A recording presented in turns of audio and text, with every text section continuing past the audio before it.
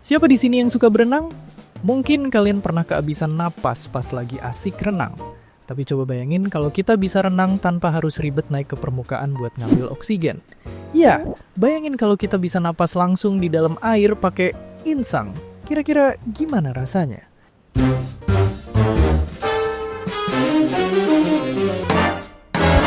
Kalau punya insang, kita perlu masukin air ke insang buat dapetin oksigen dari situ.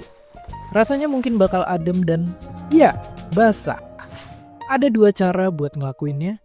Nyedot air lewat mulut atau berenang sambil buka mulut biar air masuk dengan sendirinya. Kalau pakai cara yang kedua, kita tinggal mangap.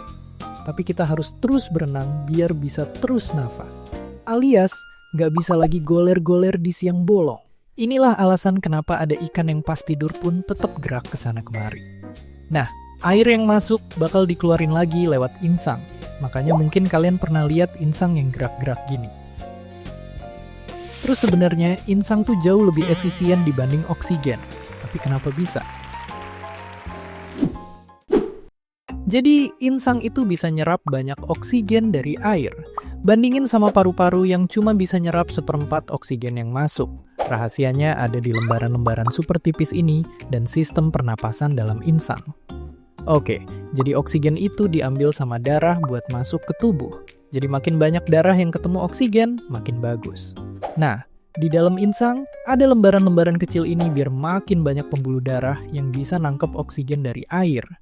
Terus, insang juga bisa narik oksigen dan ngebuang sampah sisa pernapasan sekaligus. Kalau diibaratin, ini kayak hidung kita cuma perlu ngirup napas, nggak usah ngembusin lagi.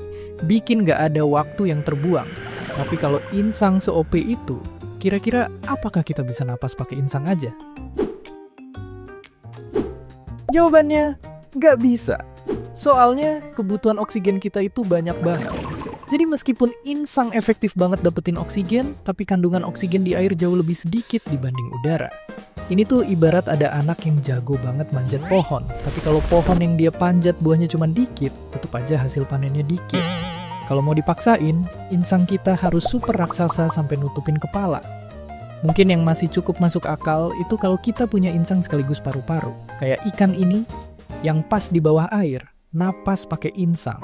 Tapi kalau oksigen di air lagi sedikit, dia bakal naik ke permukaan buat narik nafas.